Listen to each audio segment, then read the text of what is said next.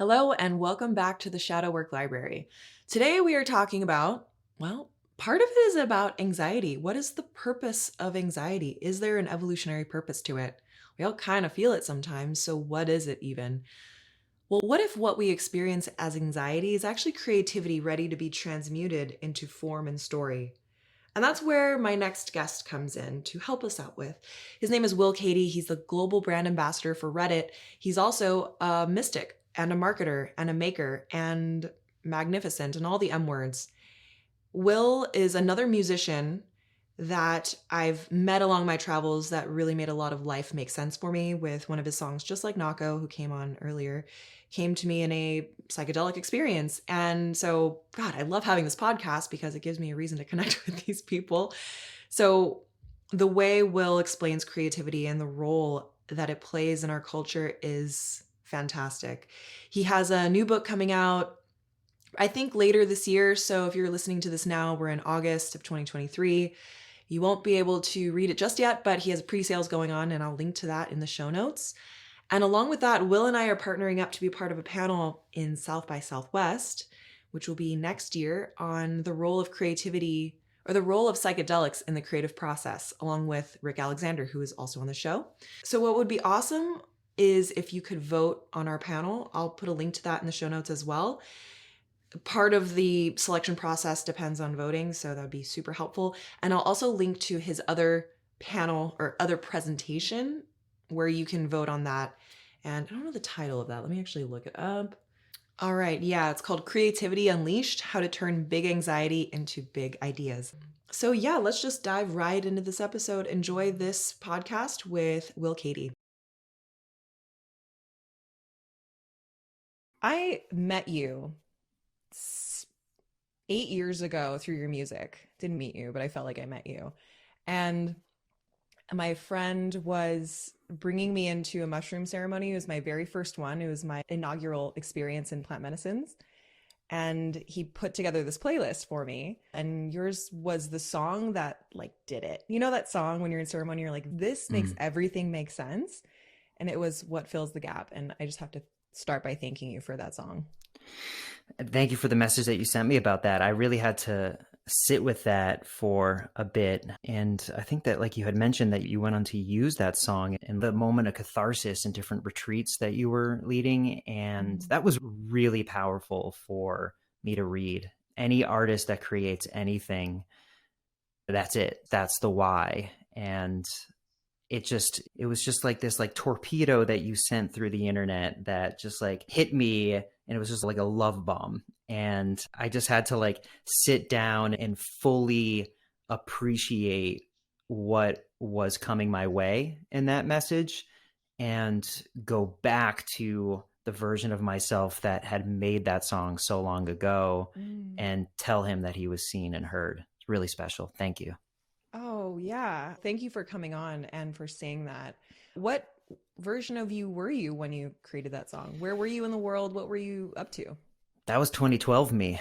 There were a lot of versions of me that went into that song. It evolved actually, like lyrically, thematically as it came along.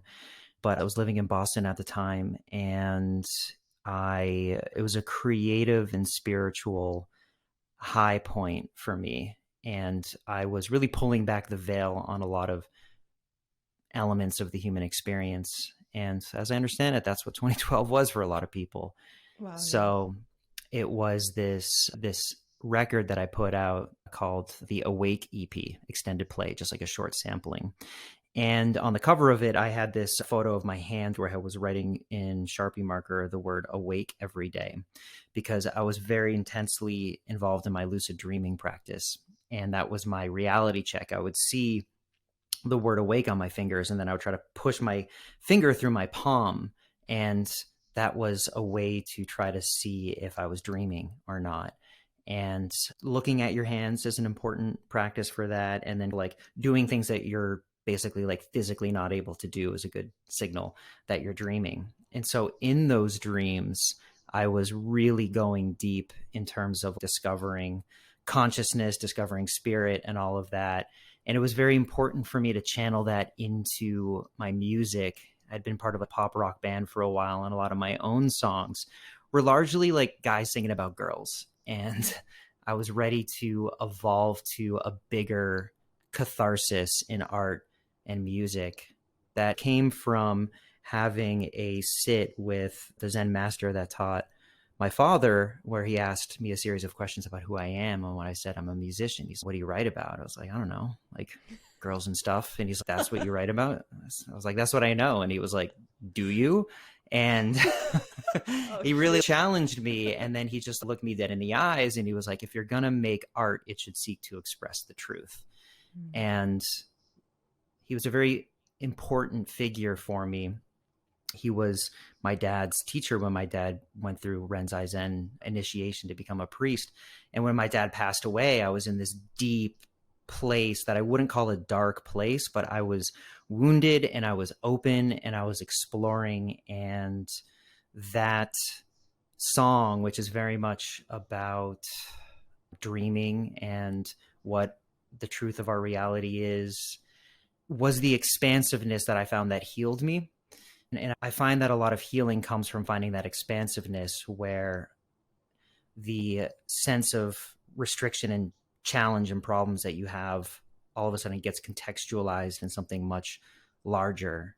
And in that song, it was this idea of life is but a dream. I was speaking with somebody today who's also a huge fan of your song and you, and he wanted me to ask you what does fill the gap? Yeah. Okay. So we'll go a little song exploder for a moment here. So like parallel to that practice of my dream practice and my kind of like meditations and spiritual work, I was doing a lot of reading too. And so I was really diving deep into Zen and the art of motorcycle maintenance and the Tao Te Ching at around that time. So I was studying this concept of the Tao, which is central to Zen and the art of motorcycle maintenance as well. It kind of refers to it as this idea of quality. And I had a version of What Fills the Gap that was lyrically very different. And I just had grown past it. And I was sitting on a hilltop in Vermont overlooking Lake Champlain. And I had those two books, Zen and the Art of Motorcycle Maintenance and the Tao Te Ching, and my notebook and my guitar and a little tennis ball where I was playing fetch with my dog. And I was just going around this little circle of just like, it was like productive procrastination is the idea. And I was just going from one thing to the next. And as I was doing that, in the distance, a thunderstorm started to form over Lake Champlain. And I saw a lightning flash. And then it took about 4 seconds before I heard it. And that connected with what I was reading in the Tao in terms of being the depth of the truth of reality, and that it occurs in a place where no matter how precise your sensitivity is, there is always a gap between when something happens and when you perceive it. It has to travel through your nervous system. And I saw the parallel between that truth and the truth of the thunderstorm, and I put that in the lyrics. Wow. Good job. Period. Perception is selection. So I'm the worst at segues, but this one's great. And I shouldn't have said this. I just should have done the segue. But whatever. I'm going to give myself a pat on the back. Your first book, if I understand this correctly, right? Which is, Yeah. Is this your first book? Yeah, which is surprising because you speak like a man that's written many books. It's called The Which Way is North, A Creative Compass for Makers, Marketers, and Mystics. I'm particularly excited for this because I am all three of those things in equal parts. And up until fairly recently, I felt like that was a strange combination. I felt like the marketer side of me, the one that loves business, the one that actually felt like she was made for it. I do it very easily. I get really excited about it. That's a kind of person, right? It's a dominant sort of trait for a lot of people. And then this archetype of the mystic being the one that, the dreamer, the one that lives in the fogginess of what might be, the ungraspable and the unknowable. That's like a different kind of thing. And then the maker, the one that makes it happen, does little things just for the fun of it, right? Just for the pleasure of maybe having somebody else enjoy it as well. So for you to create a book that encompasses all these things, are they different archetypes that you're referring to, or is this one archetype of a person or one archetype that is actually, yeah, like we're out there. That is the dominant trait, this marketer, maker, mystic kind of archetype.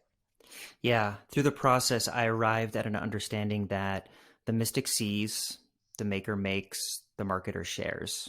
The mystic has purpose, the maker has passion, and the marketer has pride, right? And they're all multi hyphenates in the process of becoming one thing. And so I hope that this book is coming at a time where saying maker, marketer, and mystic is no longer, it no longer becomes necessary, and that we can just say creator afterwards with a very expansive and inclusive and profound definition of what a creator is. So I feel you. When I began writing this book, my identity as a mystic and my identity as a marketer were embarrassments to each other. Oh my Was, gosh, yes. Well yeah. said. And that's changed. And this project has lasted about 3 years since the moment that I began writing it. I would say the moment I began to triangulate this nexus point between these identities was when I visited the Oracle at Delphi in Greece. And this is in the book, but I was at a marketing conference and it was in Marathon, Greece. And it was a bunch of different sort of like high level marketing executives from all over the world talking about brand purpose, which is a theme that's still in the industry today. And just how do we make sure that our companies are doing good in the world? And it was an earnest conversation. There's a lot of ways to roll your eyes or laugh at it, but there's not a lot of clear paths for people that are deep in marketing to figure that out. And I could sense that the answers to some of those, that confusion comes from spirituality, honestly. And I'm in that space as a creative, and creativity is spirituality and drag. You know, it's like you're bringing these human parts to bear in a way that has to wear the ornamentation of what industry will accept. So I was feeling these tensions in that moment. And so there was a group of us that we hopped in a van and we went to Delphi. And it was so funny because I had a friend earlier before I went on that trip that had just gotten back from Delphi. And he's like, "You need to go. You absolutely need to go." And I was just standing there at a bar. Somebody came up to me and they're like, "Hey, we're going to Delphi tomorrow. You want to come?" And I was like, "Yeah, I think I do." I think the answer to that is yes. And so it was, Did you do your lucid dreaming Coke first? I just well, realized what this feels like. I don't do that anymore because what's the difference? Oh my God. Even that later. Yeah. And I work at Reddit, and I worked at Reddit at the time. And the people that we went on the trip on, they were all from like social media platforms and internet platforms. And we go to Delphi and we're learning about what it meant in the Greek world, in the Peloponnesian world. And it was like the UN crossed with the Vatican crossed with Las Vegas, like all of these things at once, because there's a priesthood of 3 women that sat on a stool in the sanctum, and they were channeling something beyond the here and now. And they were messaging the people that would line up to ask a question in the same way that we ask Google, in the same way that we ask Reddit, something that we need to know. And the history of it I won't get into, but it's almost like it was like the nuclear technology of the Greek sort of empire. Like it helped them win wars. It helped them develop their democracy. It helped them develop the concept of currency, the concept of history, all of these things. And so we're walking through the ruins of this and seeing this, and in the walls, in the line that would snake around the mountain leading up to it, were all of these etchings where people were sharing news from their town that they had come from. And so there was this whole ecosystem of merchants and information that had formed around it. And all of us were like, "Oh my God, this is the same thing this is like what we work for. We're just like on the internet's version of the etchings on this wall." So it really struck me as a lesson on the relationship between mysticism and marketing, that there is at the center of what people gather around, this hurricane of empire. The Western world has created the Western world. At the center of it is a silent room with a woman on a stool in a state of catharsis, channeling something. And in Greek culture, like we have the professors, we have the athletes, we have the lawyers, we have the politicians. And I began to wonder, where are the oracles? Why did we cast that vocation aside in the construction of our modern world? And that's what I think is coming back, is I think that humanity and nature wants that role to come back, and people are looking for the language and the words for it. And for better and for worse, the people that are sitting in that seat right now that are responsible for managing meaning and answering questions are marketers and people that work in media. Yeah, that's a beautiful story.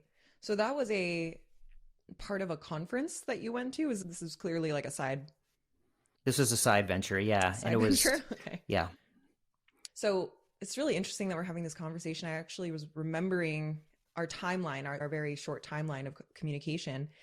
And I remember when I wanted to reach out to you, I looked you up and then you had just started working at Reddit.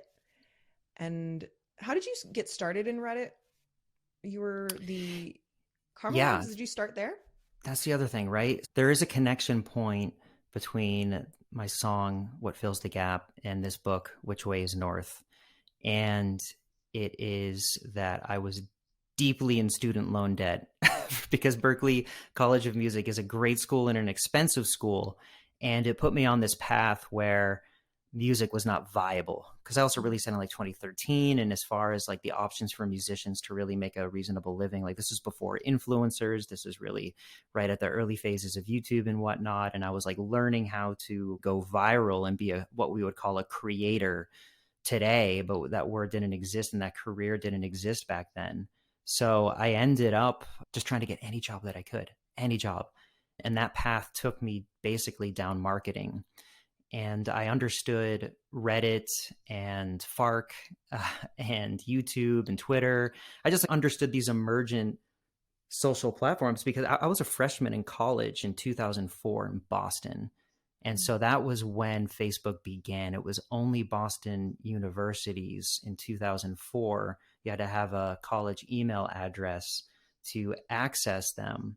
I was there when it happened, and I had my band, and I was using Facebook to promote my band, and I was using Twitter to promote my band. I was using all of these things. So there was an innate playbook that I had always been in the right place in the right time for. And I was working at some companies around Boston, but there just wasn't a lot of opportunity for me there to make enough money to survive. I was paying like $800 a month in loans before even rent and food and all that, making 35, 40 grand a year. It just didn't add up. So I eventually went to Los Angeles, started working for a music magazine, Spin Magazine, and the company that owned them. And the short version of the story from there is, having long understood Reddit, when they started to in earnest build the business, I was one of the few people that was crazy enough to join because I had understood from firsthand experience what the power of the platform was, because that's how you found What Fills the Gap. What Fills the Gap front paged on Reddit like 12 years ago. And I get like 60,000 listens a month on that song. And I haven't done anything to promote it. It was because of it reached people in such a massive way. So started working at Reddit in 2016. And a lot of the lessons that I had learned in terms of being a maker, a creative, an artist on the platform ended up being some of the foundational plays in the playbook for the creative strategy team called Karma Lab, which is how we interface with marketers. I love it.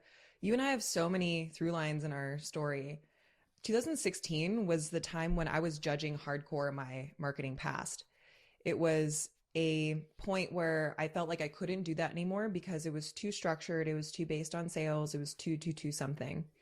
And like my North Node is Pisces, right? In the fifth house. It's all about creation and spirituality. And I have to get this journey started at some point, girl. You know? Can't just be like working in the rat race forever. And so when I discovered that you had just started at Reddit, and I remember having this judgment, which was clearly a judgment of myself. Oh, maybe this guy isn't who I thought he was. He can't be a marketer. Please don't be a marketer. Yeah. But then as I followed your journey, because I'm a stalker, you like really honing in on culture.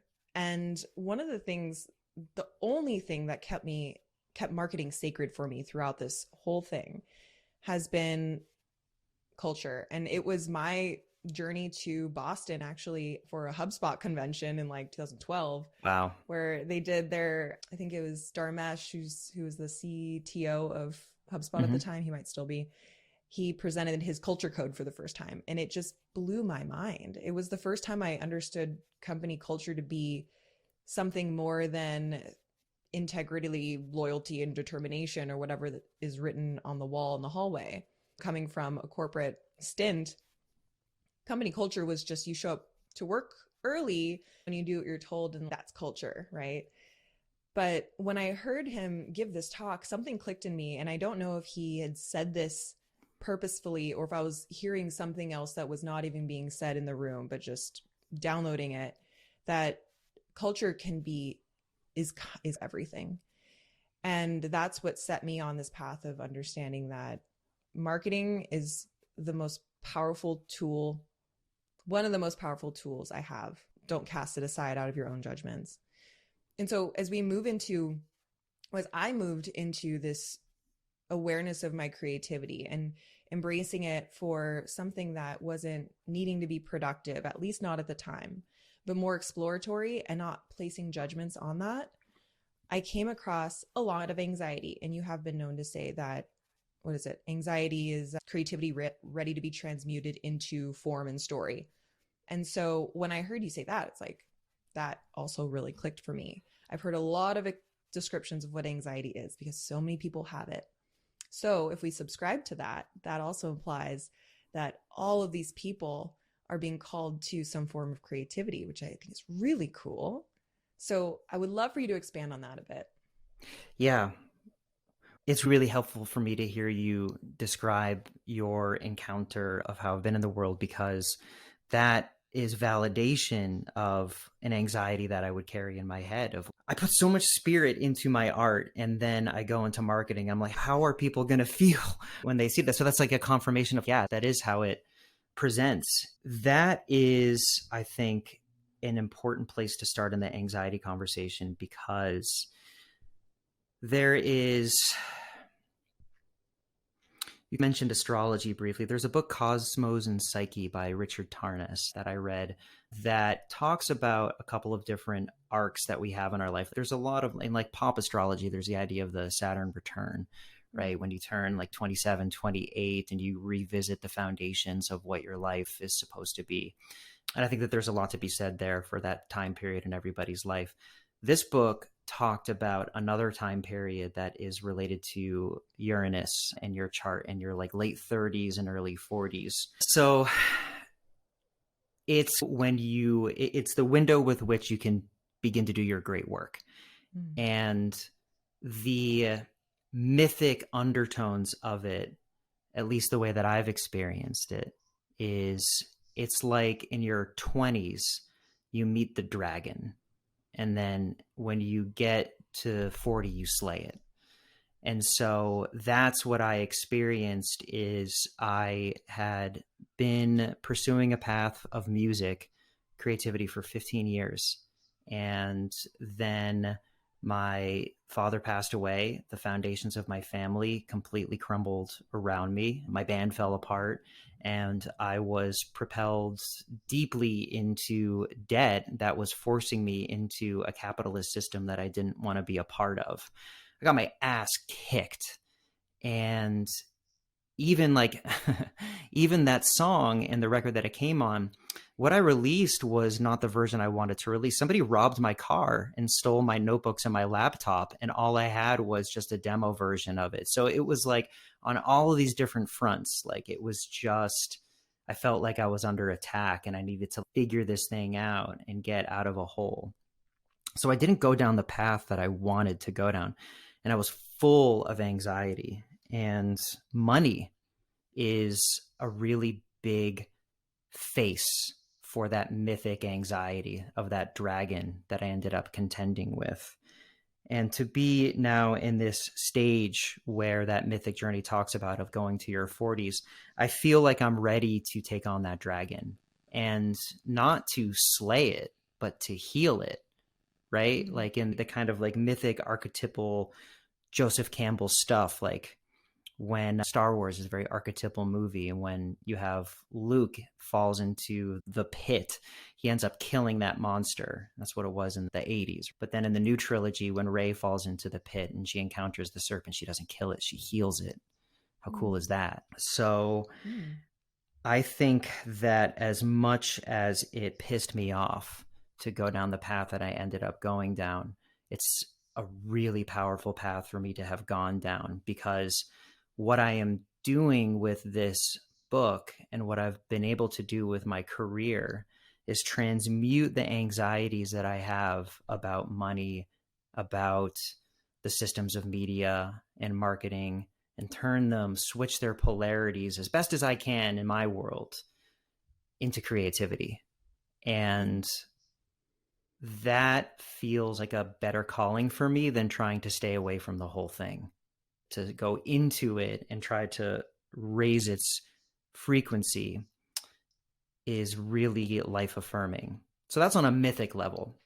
Then I would say on a smaller level, there's your day to day anxieties that you encounter. Where in the book itself, I teach a meditation methodology that I've used as a mystic, as a maker, as a marketer, where I feel an anxiety in my body or just in my imagination. And I try to locate it directionally. Where is it in my inner world, and understand it? And then say, okay, is there a story here worth creating? Because every anxiety is a calling, and that's why it freaks us out. It's a voice in the dark. And how do you bring that voice into the light? That's the creative part. And there's mythic levels for your whole life's journey, and there's daily levels. How do I manage today? How do I make today a creative day?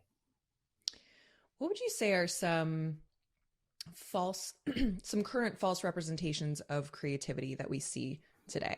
Like feigned creativity. You might be seeing somebody doing the thing, but it's not really creativity. It might not be scratching that anxiety itch. Maybe it's creating more anxiety. Yeah, I think that a lot of what we call creativity is actually work. And I think a lot of the creativity that we see under the umbrella of content creator is work. And I would say that if you're only following instructions, doing what somebody else or an algorithm tells you to do, that's not creativity, that's work. And I've gotten in some really interesting conversations with people in the mystic space in terms of what they see on digital platforms. Is that actually creativity or not?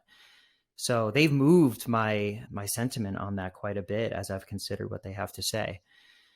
But work, it's part of practice, right? So it's not that one is good and one is evil. I would say that it's creativity when you are expressing something that is truly coming from the depths of your heart, your subjectivity, your own unique experience. You're accessing the planes of genius, basically, that are beyond what an algorithm could even predict or ask for.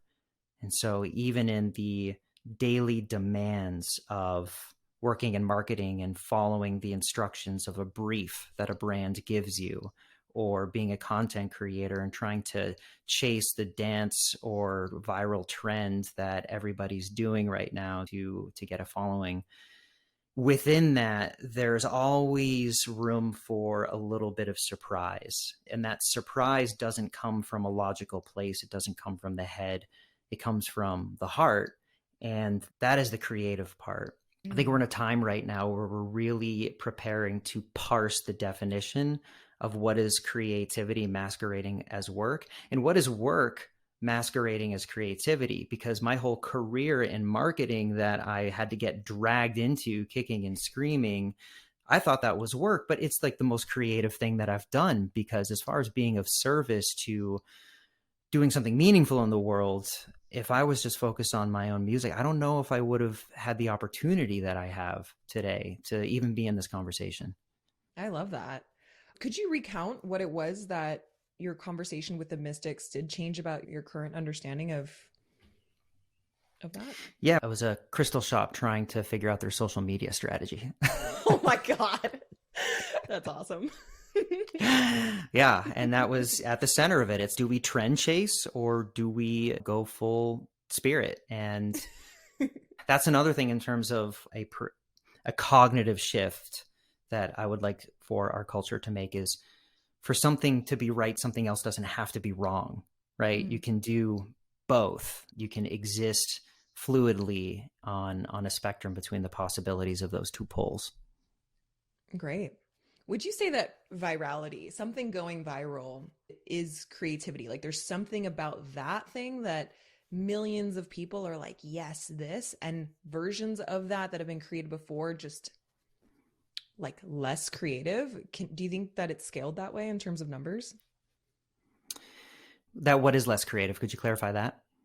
Yeah. Oh gosh. Like someone creating just in the simplest sense, a some kind of hack like on TikTok, how to do your lashes a certain way.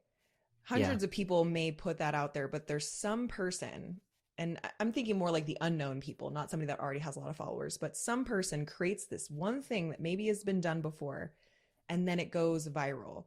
Is that an algorithmic phenomenon, or is there something about that person that is infusing a different kind of creativity into that? I think there's something about a person that is infusing a different kind of creativity. So there's a few things to pull out here. One is the concept of deviation to the meme, right? Like instead of deviation to the mean, it's to the meme in terms of what is the expected take or format or meaning that is the cultural conversation right now. Mm. And it that tends to be where a lot of us feel a sense of exhaustion when we're scrolling through the content, where everything starts to look homogenous because it's what is trending. But being human, we want to see that fracture and break. We want it to stay interesting. And I'll give another shout out to Robert Persig, who wrote Zen and the Art of Motorcycle Maintenance. His follow up book, Lila, which did not get nearly as much attention, he talks about the idea of dynamic quality versus static quality. And static quality is like everything that is in the middle. Everything is at what you would call like normal in the zeitgeist. And it's where your nervous system can relax. And that's the benefit of it. This is where we all meet. This is the culture. This is the language, the symbols, and everything that we are comfortable in. Dynamic quality is what disrupts or breaks that, right? And it's more on the fringes of reality's experience. Now, in the marketing world, there's a beautiful and boiling tension between these two ideas, because a lot of media and marketing is built off of measurement, which is really only getting signal on the adjacent past. So it's all static quality.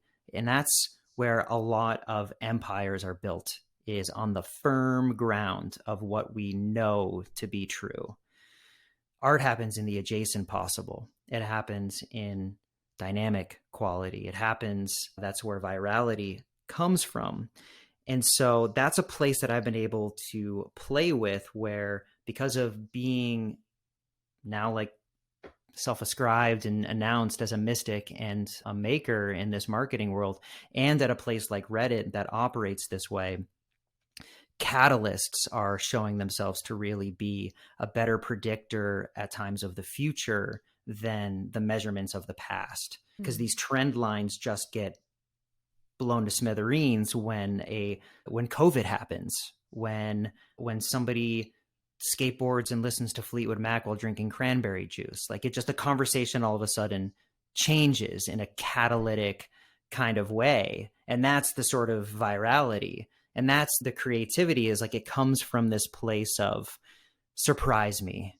I want the novelty of the new. And there's a Hmm. huge dopamine hit in that, I think, in people's brains. But I also think we're too focused on the brain. The heart skips a beat and it enters a new pattern and a new rhythm.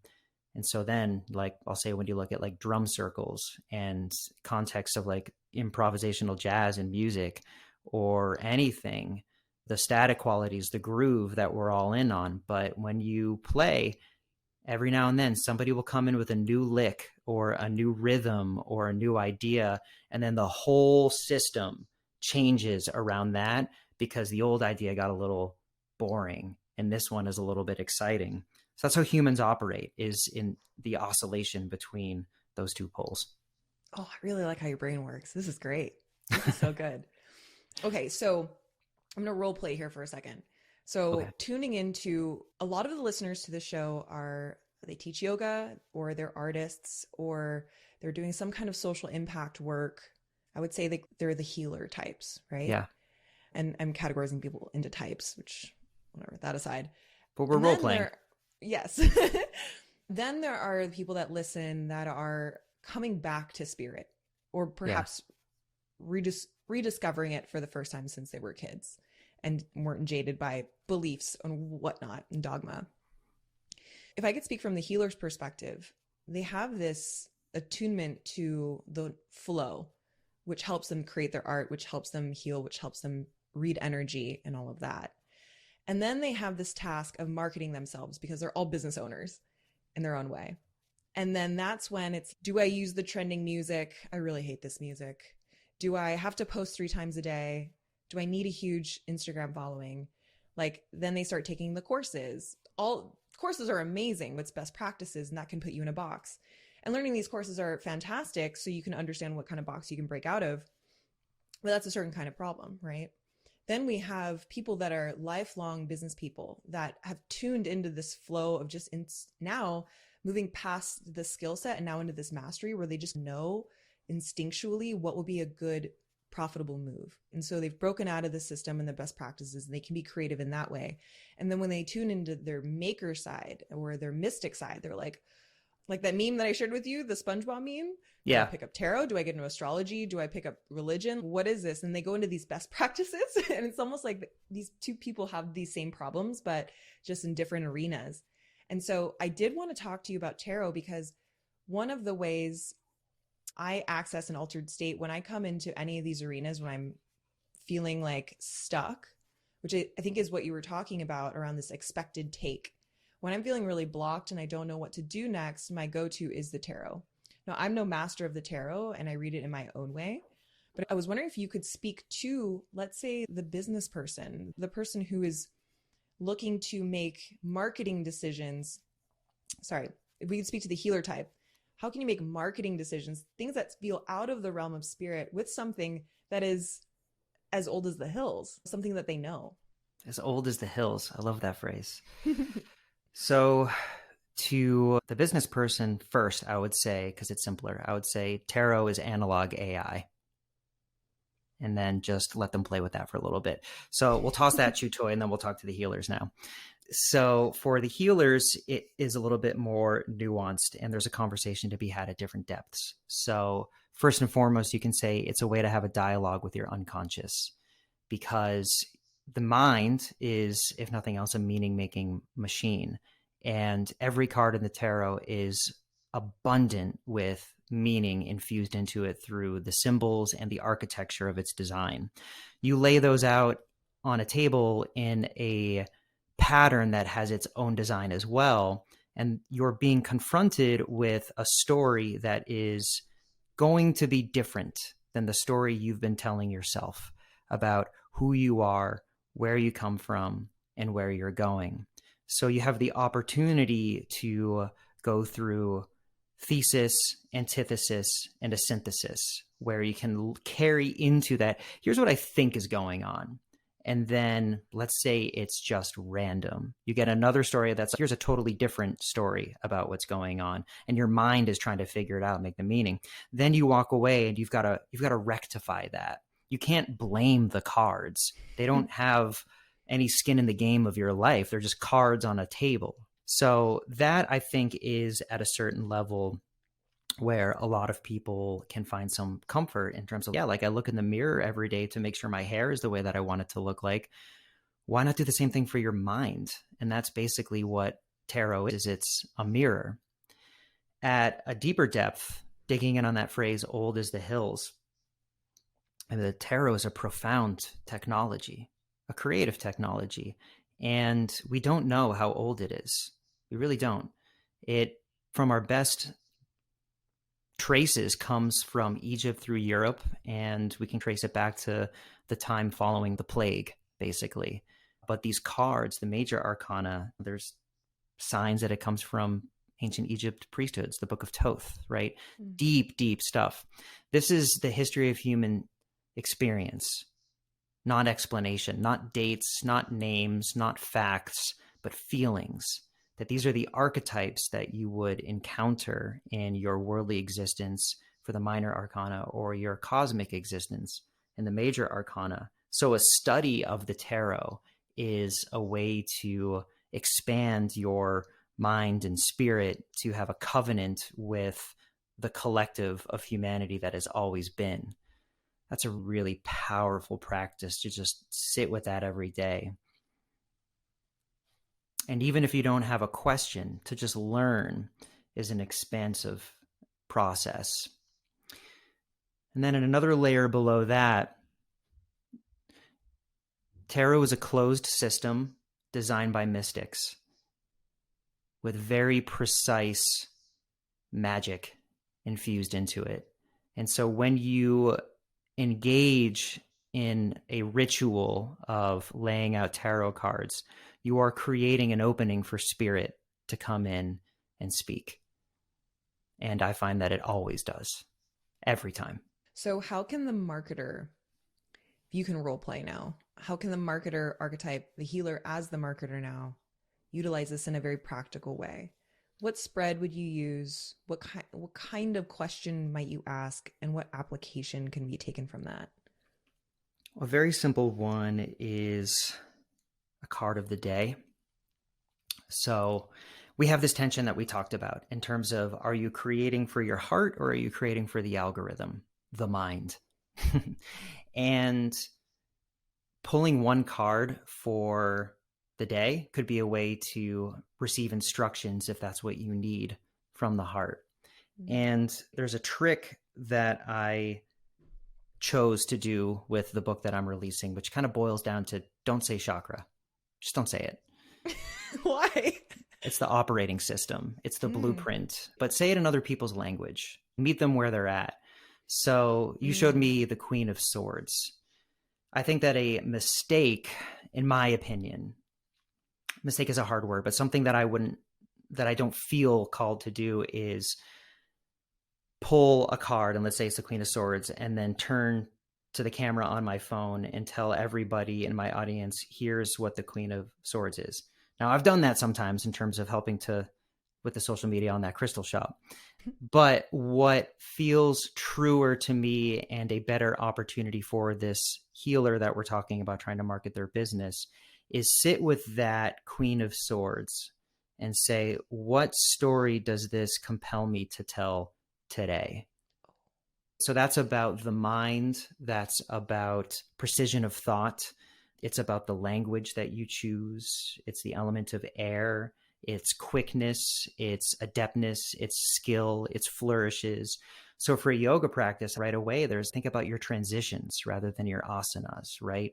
Think about how your practice engages with the air. And the gears can start turning in terms of something that you might want to say in the key of the Queen of Swords. Then cross-reference that with, how does the algorithm want to receive it today? Is this a 15-second video, or is it a 30-second video? Is it my face at the camera, or is it something else on screen? And that's the dialogue, right? That's the heart and mind speaking together. The heart is the tarot, the mind is the algorithm, and the human is in between. That's where your voice is. Wow, you make a basic workday sound very sacred and special. That's so nice. So Should be, clearly, you're very passionate about this. Why does this matter so much to you? because I'm upset with the way the world is.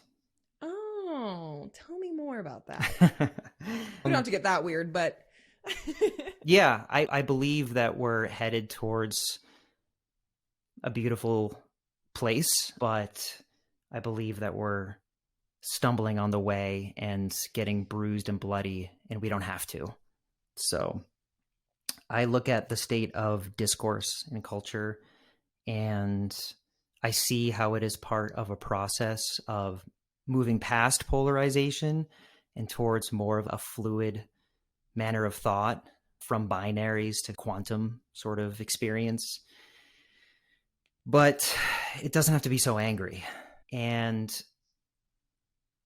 I also think that this idea, the old trope of leaving the rat race to go to the ashram, is less interesting to me than bringing the ashram to the rat race. Because what about all these people that are in the rat race? What do we do about them? Where's the compassion for that suffering? And there's a lot of suffering. So that is why I care. Yeah, your mission here is very noble and it makes a lot of sense because I've thought about this often about the person that shaves their head and moves to Costa Rica to live within nature. And there is a lot of value in prayer just for prayer's sake. I do believe that there are people that have been designed and placed here to join a monastery and to pray. Maybe not even communicate with anybody else ever, but just to quietly pray for the wellness of the world. I don't think that's everyone though. And so I do wonder if there's a bit of selfishness or a giving up, like leaving what is a bit of a normal world behind to go back to this easier state. So I think about that all the time. The reason why I moved, I was actually in LA last year and I was in Costa Rica for a while before then. I was thinking to myself, I could stay here. But as I continued to do my work and shadow work and podcast production and to work with people that were living in New York and in LA, I started to be able to relate less. And I realized that I have to go back. I have to go back into the town off of the mountaintop so that I can realize what's even happening still. And that to me feels more purposeful than living the natural life that I crave. With your book, are you speaking to the maker marketer and mystic people as a group, or do you believe that's everyone? I believe it's everyone. I'm trying to create a big tent, basically. And I, when I was young and I grew up in a very mystical community, I just remember thinking from an early age, I was like, these hippies need better graphic design. Oh, And yes. yeah, my parents were deadheads, and tie dye is like incredible, right? But like the posters for these events and whatnot, and the way that they were like delivered to the world, just there was something I was like, this could be more effective, couldn't it? And then on the other side, as far as marketers go, there's all these buzzwords in terms of like brand purpose and empathy. I was like, okay, do you really want to talk about empathy? Are we really going to go to where that word takes us? And I think that there's a deep desire to have meaning in these places of the human experience that have been hollowed out from their meaning. So I think that there's like a force of nature that wants to put that meaning back in. Great. So there's like a nice exchange there between the mystics and the marketers and the makers, because the creatives, like they're the ones, there's a whole industry, creative strategists, like they're the ones that put together art directors. I'll add those too. Like they make good graphic design. They make compelling 30-second vignettes that are Super Bowl commercials. They have a whole slew of strategies to move people emotionally. What if you put meaning on one side of that and just a direction on the other, in terms of all of this technology, all of these things that we've created, all of the capabilities that we have? Like we can do it, but where do we point it, and how do we decide which way is north? So, as you're bringing these mystical teachings into the corporate world, into big business, how is it being received? Yeah, good question. I was really scared. There's a burn the witch mentality that I carry deep in my psyche. Maybe that comes from maybe that maybe that comes from growing up in Massachusetts and the whole Salem thing that we have there. And I had a lot of fear. I have to give a lot of credit to Reddit as a company for pulling it out of me, Mm. honestly. Yeah. So in the first year that we were there, we had these like camp offsites, and it was a small company. And I remember there was a guitar there, and we're just playing a bunch of like silly songs for a while. And then it got to be like 2 in the morning or whatnot, and people were going to bed. And I was there with a very small group of people that have continued to be very important in my life.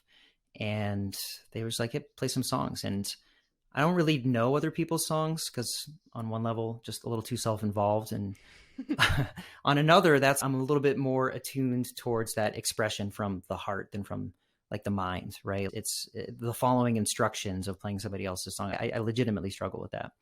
And I played every one of my songs, every one of them. And I felt so deeply seen and heard. It wasn't perfect. My voice wasn't great, but it was like I was like depositing them in this community that had now become such a major part of my life.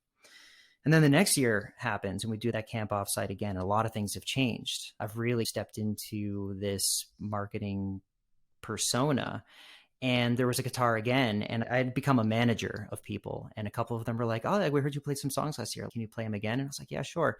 And I picked up the guitar and I was playing it halfway through. I forgot the lyrics to my own song. And I put the guitar down and my heart broke a little bit. I was like, wow, what happened? The next year, I was like, all right, I'm not going to bring a guitar to the camp because something has changed in me. And I had embarked on really revisiting tarot, which had been with me for a while. So I brought that as the artifact because that was the prompt that the company culture gave. It's like, bring your whole self was the idea.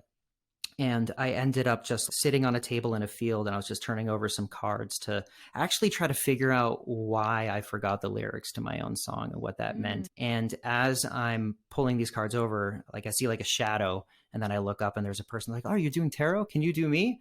And I was like, yeah, okay. Next thing I know, like a full line across the whole lawn forms and I'm doing tarot for 3 hours. Almost everybody at the company, leadership on down, and it was fully embraced. And I, in that moment, made a flip from doing tarot readings for myself to doing them for other people. And it was wholly embraced. And it was also, the proof was in the pudding. There was something that I carried in the way that I was doing that tarot that moved people. And I was really encouraged to do more. So I really started to dig in deeper and deeper. And I started studying with psychics and made this a major part of my identity. And the company understood that the tarot was a thing, but I was going like full mystic on nights and weekends. And I was able to slowly bring that in. When 2020 happened, there was a lot of anxiety. And I had been reserving time on my calendar for meditations for myself. And my calendar's open. Everybody can see what I'm doing. So somebody raised my hand for me. It was a really big gift that person gave me. And they said, Will should lead meditations while we're trying to figure out what is happening to the world. And that was a similar moment where I made a flip from doing meditation sessions just for myself to leading other people into it. And in both of those places, it was the community of Reddit as a company that pulled it out of me and empowered me to share what it is that I have to offer. And I answered that call. Generally speaking, that's always how I operate. I don't try to inject my sense of shamanism into anybody else's life or world. But if people ask me to do tarot readings or lead meditation or smudge their space or read their energy or perform some level of a healing ceremony, I respond to that call. And I have far more capabilities than I telegraph, because I think it's a better way to be of service is to just do it when people ask and not try to force it upon anybody. I have yet to experience a heavy dose of shame or any sort of burn the witch aspect to this side of myself. We'll see. That's really beautiful. It's a very patient way to be, because in this just the general culture of needing to be out there or thinking you need to be out there and needing to have the one-on-one sales calls and the workshops and all the things. Otherwise, you get left behind. If you guys check out Will's Instagram, he has like no followers. Actually, all the guests that I have on my show have no followers. That's why it's really hard to grow this thing because I actually want to talk to people that have super, super interesting things to do that focus on their craft. And often it's not usually to gain followers, but the amount of attention that you've gotten from people that are remarkable, people that know your work that I know they are remarkable people, and the amount of impact that waiting for the invitation can have versus forcing your invitation on other people is fantastic. Yeah, there's something recently that I was watching. There was like a town hall that Charles Eisenstein had with his community. And I was watching that, and one of the themes that came up was the difference between a community and an audience. And they really held it to him. And they said, are you building a community or an audience? And he conceded that what he's building is an audience. These are people that are tuning in and listening to his messages. And I think he's such an eloquent thinker and speaker, and has the courage to sit in real time and negotiate something with a challenge like that. And in doing so, he then parsed the difference between making a change on the surface of the waters or influencing a deeper current underneath. And so I think that large social media followings, audiences, are a way to create movement on the surface of the water. Engineering change with the deeper currents underneath does not happen on social media. It doesn't. And when it's really happening, nobody really knows that you're doing it. But I know what I've done. Okay. I have two last questions. The first one being about your book. How does it read? Is it an instructional type of book? Is it a contemplative book? What can people expect as they go through it? Cool. Great question. Okay. I am ready to say that I'm proud of this book. I think that it is the best I could possibly do right now. And it's not because it's super sophisticated and uses big words and predicts the future, whatever. It's not thought leadership. That's not like what makes it something that I'm proud of. I constructed it in a way that it can meet people at whatever level they're at. Even a child. The first 8 or so pages of the book are just symbols. And it asks, where does creativity come from? And it shows a point, becoming a vision, becoming a compass, becoming a star, becoming a journey, becoming a lesson. That's it. If that's all somebody takes away from the book is their meditation, their contemplation of those symbols, then that's a success. If all somebody takes away from the book is contemplating the question, which way is north on the cover, that's a success. Because the book even puts it to the reader. So do you know which way is north right now? If you don't, why? That's worth asking. Then the structure of the book is based upon the meditation method that I've been teaching.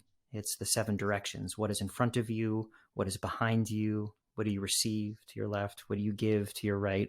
What do you rest upon underneath you? What shines upon you above? And what's in your heart? Without even reading the chapters, that system, that structure is incredibly powerful. And it's a system for meditation. It's a system for creative ideation. It's an oracle, if you want to use it that way. And then within each of those chapters, I write, what is the point of this direction? What is the vision of this direction? What is the compass, which is a meditation practice for this direction, et cetera, et cetera. And the writing within that, we'll see. Some people might think it's good. Some people might think it's shit. That's up to them to decide. But even before getting to the point of asking that question, I've put so much thought into its construction that there, I believe, should be something for people to receive, even if they think that the opinions that I place on that scaffolding are idiotic. But I don't think that they're idiotic. I think that they're really gorgeous stories that interconnect with each other in ways that speak in whispers, that won't necessarily hit people right away, but the connections between things are where the magic comes out. And my unconscious was co-creating with me, and there were synchronicities in the writing that, like, I'm not smart enough to do half the things that happen in this book. They just happened, and it was a co-creation with heart, mind, and spirit. You know this, I don't need to say this, but the consideration that this might seem idiotic, I think is really important, because if you didn't have that hint of that, it's probably been written already in old news. So I think Yeah. that's a really good sign. Does the title imply that north is the way to go? Because as you're talking through these directions, it had me thinking about the idiom, where's your North Star? And I hadn't really considered what that really meant. I guess what does that mean to? Yeah. Talk about being confronted with your biases. I was just in Australia last week and I was like, which way is north? Shit. They don't care the same way that we do. I got that wrong. Like, that this is a totally different implication down here. And even just to riff on that really briefly, I got to look at Alpha Centauri for the first time in my life. I love space. And Alpha Centauri has Proxima b, which is the closest habitable planet to Earth. And I got to look at that. So that's like a star in the sky that is so full of meaning, right? And in some ways, it's a North Star, because if we're going to live that sci-fi dream of becoming a interstellar species, we're going to Alpha Centauri. That is north. That's the way to go. It was really written from the idea that the North Star changes, that every 12,000 years or so, it switches. It goes between Vega and Polaris. The tilt of the earth changes. And that is such a heavy idea, that if even which way is north is something that changes, that everything that's stacked on top of that also can be changed. And it's also a way into different cultures. So where I've done the most learning and have made the most mistakes and had the most corrections in the past is in learning about other cultures. And there's a big part of the book that explores what I've learned about the morning star in other cultures, which is Sirius, the Sirius star system, binary stars that orbit around each other. There's a lot of belief structures around that. So it's like a spiritual North Star for a lot of different cultures. And then there's the idea that the magnetic pole might change and north might become south. And so then, like, question of which way is north, it's a similar question like what fills the gap. Like, it doesn't present an immediate answer. The point is in the asking. Oh, beautiful. Yes, I love that. Cady, you're amazing. Okay, my last ask from you is, would you be able to do a card of the day for us? Tap into our future timeline for everybody listening? Sure. Do you want it from the C deck that I use for high performing executives, or do you want it from the kind of softer emotional deck that I use for people asking relational questions? I feel like the softer one felt right. Okay, let's do it. Today we have the Six of Pentacles, which ironically is the one that is about harmony and money and manifestation. Is it irony though? No, it's fitting. It's synchronistic, right? So there's a lot of levels to read that, right? Sometimes in a reading, I'll just have people look at the picture and they'll just be like, what comes up for you? And they just need somebody to play the role of tarot reader behind the curtain for them to just have a conversation with themselves.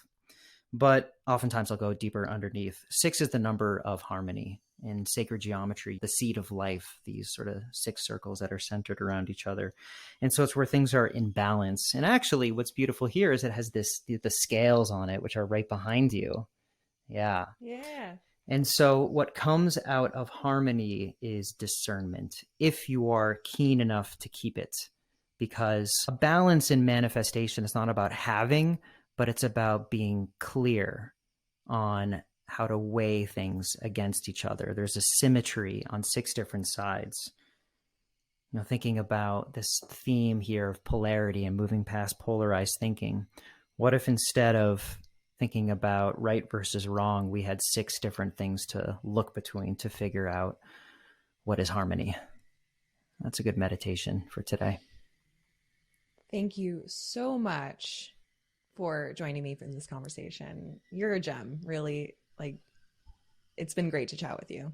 As are you. This has been excellent. And I'm sure this podcast is going to grow and everything that you're doing. I'm so excited for your documentary. It looks incredible. When's the release date on that again? You probably say it all the time, but let's say it for anybody listening right now again, because why not? I am saying it all the time because it's always moving back later and later, as these things do. We don't have a release date yet. We're hoping October 2023.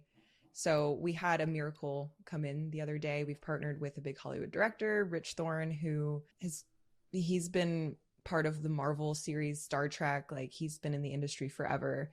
And he heard our message. I gave the worst pitch of my life, just met him in like the weirdest way. I wasn't ready. It was so early on. And we reconnected, and he's going to re-edit the whole thing. He was the main editor for Kingdom of Jerusalem, Okay. Guy Ritchie. And he was like, Guy Ritchie had the same problem you guys do have. The director's cut, amazing, but it needs to be like reordered, and that reordering will change everything. So I'm going to tackle this. And I was like, oh my God, thank you. So he's working on it now. And that was amazing. Like, huge win there. Yeah, that's a great example of work that is actually creativity. So I know that phase. It's a really tough phase. That's where those symbols that kick off my book came from. Is I had to sit with, I have to reorder this whole thing. What do I do? And something incredibly beautiful and maybe the best contribution from the whole thing came out of that phase. So I, for my part, know how that part of the process feels. And it's a good one. It's a very creative one, even though it's a lot of work. Oh, it's so much work, but it is effortless in a way. I love it. So Yeah. flowy. Tell me where we can find your book. Yeah, I'll see you in October. My book comes out October 10th, 2023, and it's being distributed through Penguin under the Matt Holt Books imprint. And it's everywhere you can buy books. Does authors a great solid if you go to your bookstore and you ask for it, because then they start to carry it. And that's how bestsellers become bestsellers. Oh, I didn't know that. That's a good. I'm learning all the tricks. See, marketing, right? Yeah, Part of the process. Are you doing book signings, any kind of events? I don't know. I haven't figured that out yet. I got to figure out what feels right to me. And my instincts aren't always correct in terms of what I should or should not do. I don't know how to approach a book signing in a way that feels like consistent with how I want to present in the world. But maybe that's my ego getting in the way of my own ego and the way of what needs to actually get done. So I don't know. I think that I want to go to a lot of bookstores, and I want to do something. And I want to connect with anybody that has an experience with the book. Like the message that you sent me, the messages like that I get from What Fills the Gap that still trickle in from time to time. That's what inspired me to make this book. I was like, I want more of that. I want to do that bigger and better. So I don't know. I'll be in the world somehow. I just don't know yet. Cool. Pre-ordering. People can pre-order now though. Yeah, that's also really helpful for authors. Okay. So if anybody feels called to pre-order, we're still a ways away. Like 6 months is a long time to wait for a book, but the pre-order links are up. If you search Which Way is North, Will Cady, the Penguin listing will take you to Amazon, Barnes & Noble, all the bookstores. Beautiful. All right. I'm going to let you go now, even though I want to talk to you all day. Thank you so much for coming on, and I look forward to seeing you at your book thing.